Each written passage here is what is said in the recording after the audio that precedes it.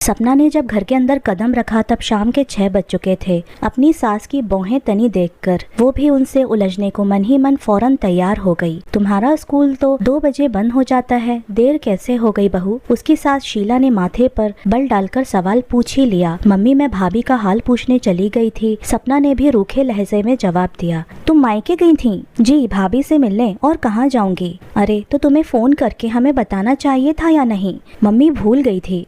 ये कोई भूलने वाली बात है?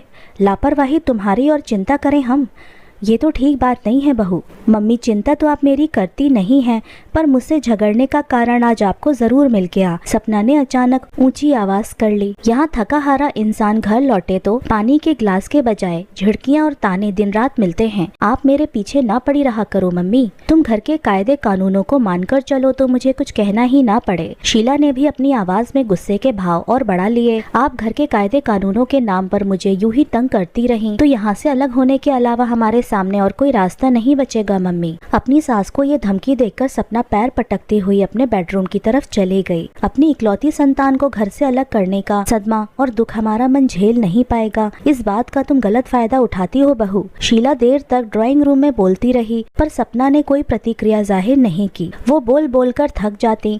इससे पहले ही उनकी छोटी बहन मीना उनसे मिलने आ पहुंची। शीला के अंदर फौरन नई ऊर्जा का संचार हुआ और वो अपनी बहू की बददिमागी और बदमिजाजी के उदाहरण उन्हें जोश के साथ सुनाने लगी। दोनों बहनों के बीच चल रहे वार्तालाप के हिस्से सपना के कानों तक भी पहुंच रहे थे। अपने बेडरूम से बाहर आकर उसने पहले 4 कप चाय बनाई। अपने ससुर जी को चाय उनके कमरे में देने के बाद वे 3 कप ट्रे में सजाकर ड्राइंग रूम में ले आई। मीना मौसी के पैर छूने के बाद जब वो उन्हें चाय का कप पकड़ा रही थी तब पैर कालीन में उलझ जाने के कारण वो झटका खा गई और थोड़ी सी चाय छलक कर मौसी के हाथ व साड़ी पर गिर गई। हाय रे, मौसी करा उठी। अपनी बहन की दर्द भरी आवाज सुनकर शीला का पारा फिर से चढ़ गया। बहू, क्या तुम कोई काम समझदारी और ढंग से नहीं कर सकती? इतनी बड़ी होकर तुम्हें यूं बात बात पर डांट खाना अच्छा लगता है? शीला ने मौका न चूकते हुए फिर से सपना को कड़वे तीखे शब्द सुनाने शुरू कर दिए। मम्मी, जरा सी चाय ही तो गिरी है और आपने मुझे छोटी बच्चे की तरह डांटना शुरू कर दिया। ये बात मुझे जरा भी पसंद नहीं है। चाय की सफाई में 1 मिनट भी नहीं लगेगा पर मेरा दिमाग कई घंटों को खराब हो जाएगा। सपना ने बराबर का तीखापन अपनी आवाज में पैदा किया। तुम बहस करने में एक्सपर्ट और ढंग से काम करने में एकदम फिसड्डी हो और आप मुझे हर आए गए के सामने अपमानित करने का कोई मौका नहीं चूकती। बहू, कितनी तेज जबान है तुम्हारी। मम्मी जी, आप मुझे नाजायज दबाए जाएं और मैं चुप ही ना करूं, ये कभी नहीं होगा मम्मी, कहकर सपना ने अपना कप उठाया और पैर पटकती अपने कमरे में घुस गई। अपनी बहन की साड़ी की सफाई भी शीला को ही करनी पड़ी।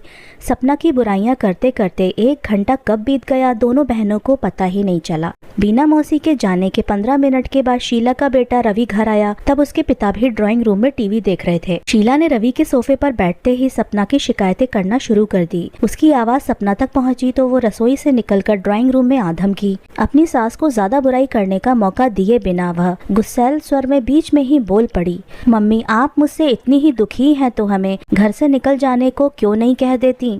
ये बात बार बार उठाने के बजाय तुम खुद को सुधार क्यों नहीं लेती हो बहू? शीला ने चिढ़कर उल्टा सवाल पूछा। आपके अलावा इस घर के बाकी के दोनों आदमी मुझे पसंद करते हैं मम्मी। न पापा को मुझसे कोई शिकायत है और न ही रवि को। अरे बहू, इन दोनों ने ही तुम्हें सर पर चढ़ा रखा है, लेकिन तुम्हारा असली रूप सिर्फ मैं ही पहचानती हूँ। जब दिल न मिलते हो तो आंखें सामने वाले में सिर्फ कमियां और बुराइयां ही देख पाती हैं मम्मी जी। रवि ने उठते हुए उन दोनों से क्रोधित स्वर में कहा। रात दिन जो तुम दोनों झिकझिक करती रहती हो उसने मेरा दिमाग खराब कर दिया है। सपना, तुम जाओ यहाँ से। रवि अपनी पत्नी का हाथ पकड़कर उसे वहाँ से न ले गया होता तो सास बहू की झड़प और न जाने कितनी देर चलती। अब ये सारी रात मेरे बेटे के कान मेरे खिलाफ भरेगी। पता नहीं मुझे मेरे किन बुरे कर्मों की सजा ऐसी बदजबान और फूहड़ बहू पाकर मिल रही है। अपने पति की सहानुभूति पाने के लिए शीला अपनी आंखों में आंसू भर लाई। रात का खाना सास ससुर और बेटे बहू ने अलग अलग खाया। दोनों औरतें एक दूसरे को गलत ठहराने का प्रयास अपने अपने पतियों के सामने देर रात तक करती रहीं। अगले दिन सुबह सास बहू के बीच तकरार फिर से शुरू हो गई। शीला ने ड्राइंग रूम की सफाई करते हुए सपना के ऑफिस की कोई फाइल मेज पर से हटा करके अखबारों के बीच अनजाने में रख दी। फाइल ढूंढने में सपना को 15 मिनट लगे। वो पूरा समय अपनी सास को सुनाती रही। आप पर भी रात दिन सफाई का भूत सवार रहता है। मेरी कोई चीज मत छेड़ा करो। ये बात मैंने लाख बार तो आपको समझाई होगी, पर सपना बोलती रही और शीला उसे नाराजगी भरे अंदाज में घूरती जा रही थी। अब फाइल मिल गई तो सपना ऑफिस समय से पहुंचने के लिए हड़बड़ी मचाने लगी। उसके पास अब अपना लंच बॉक्स तैयार करने का समय नहीं था। तब शीला ने उसे सुनाना शुरू कर दिया, देर तक सोगी तो कभी तुम्हारा कोई काम समय पर नहीं होगा। हर दूसरे दिन मुझे रसोई में घुसकर अकेले सबका लंच तैयार करना पड़ता है। अपनी जिम्मेदारियां कब ढंग से निभाना सीखोगी बहू तुम? अगले जन्म में मम्मी जी। ऐसा चिड़ा सा जवाब देकर सपना बिना लंच बॉक्स लिए ऑफिस के लिए निकल पड़ी। वो ऑफिस 1.5 घंटा देर से पहुंची। फौरन ही उसके हेडमास्टर अनिल साहब का बुलावा आ गया। साहब गुस्से में हैं, जरा संभल कर पेश आना। चपरासी राम प्रसाद की चेतावनी सुनकर सपना की हालत खस्ता हो गई। अनिल साहब ने 2 मिनट तक उसकी तरफ देखा ही नहीं और एक फाइल का अध्ययन करते रहे। सपना के दिल की धड़कनें टेंशन के मारे लगातार तेज होती चली गई। तुम्हारा आए दिन ऑफिस लेट आना नहीं चलेगा सपना, अनिल साहब ने नाराजगी भरे स्वर में कहा। सर, मेरी भाभी की तबीयत थोड़ी ज्यादा खराब हो गई थी तो मैं उनको देखने चली गई थी। सपना ने पिछली रात घर देर से पहुंचने का कारण यहाँ भी दोहरा दिया। मुझे वजह मत बताइए प्लीज। आपको अपनी भाभी को देखने जाना जरूरी था तो दोपहर बाद जाती। स्कूल के नियमों का पालन न करना गलत बात है सपना। सॉरी सर, आप हर बार सॉरी कहकर नहीं छूट सकती हैं। अनिल साहब भड़क उठे। पिछले मंडे आप गायब ही हो गई थीं और फोन भी नहीं किया आपने स्कूल में। देर से आना तो रोज की बात है आपके लिए। ऐसे काम नहीं चलेगा। मैं आगे से सही समय पर आऊंगी सर। आपको नौकरी करनी है तो टाइम से आइए, नहीं तो छोड़ दीजिए नौकरी। आपकी लापरवाही से हम सबको परेशानी होती है। I am sorry sir. और जो स्टूडेंट रिपोर्ट आपको कल तैयार करनी थी वो कहाँ है? उसे मैं आज ज़रूर बना दूंगी सर। सपना, क्या तुम कोई काम वक्त पर और सही ढंग से करके नहीं दे सकती हो? सर, काम का बोझ कभी कभी ज़्यादा होता है तो कुछ काम पेंडिंग छोड़ना पड़ता है। मैं सारा काम कंप्लीट कर लूँगी आज सर। क्या स्पोर्ट्स इंसेंटिव की फ़ाइल मिल गई है? अभी तक नहीं। वो मुझ तक आई होती तो मेरी अलमारी में ही होती सर। वो फाइल आपकी पक्की सहेली ऋतु की क्लास की टेबल पर रखी मिली है सपना।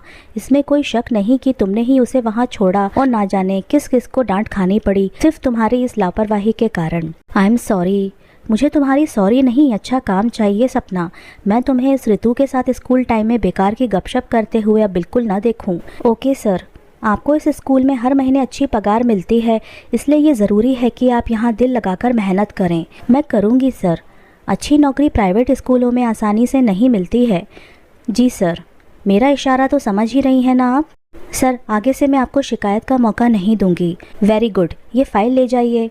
अनिल साहब ने अपनी मेज़ पर रखी फाइलों के छोटे से ढेर की तरफ इशारा किया। हड़बड़ाई सपना ने उसको उठाया तो एक फाइल फिसल गई। फाइल मेज़ पर रखे पानी के गिलास से टकराई और पानी मेज़ पर फैलने लगा। I am so sorry sir, so sorry. सपना ने गट्ठर मेज़ पर रखा और अपने रुमाल से ही पानी पोंछने के काम में बड़ी तत्परता से लग गई। वो फाइलों का गट्ठर ठीक से नहीं रख पाई थी। उसका संतुलन बिगड़ा और सारी फाइलें गिरकर फर्श पर फैल गईं। सपना को मारे घबराहट के ठंडा पसीना आ गया। I am very sorry sir. इसी वाक्य को रुआसी आवाज में बार बार दोहराती वो मेज को ठीक ठाक करने के काम में 2 मिनट तक जुटी रही। यू मस्ट इम्प्रूव सपना। मैं तुम्हारे काम और व्यवहार से बहुत नाखुश हूँ। अनिल साहब ने ये चेतावनी देकर उसे बाहर भेज दिया। आधा दिन सपना का मूड उदास रहा।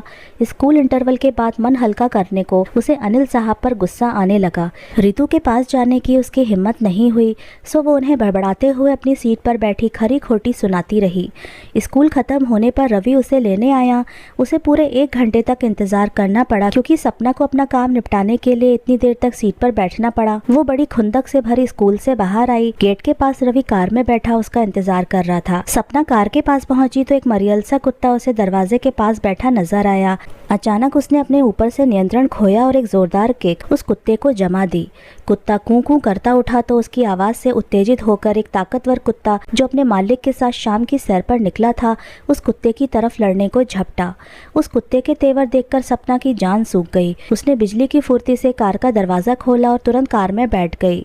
उसके चेहरे पर हवाइयां उड़ती देखकर रवि ने हंसकर कहा, वो चेन से बंधा था डियर, तुम्हें काट नहीं सकता था वो, इसलिए बेकार है, डरो मत। मुझे कुत्तों से बहुत डर लगता है।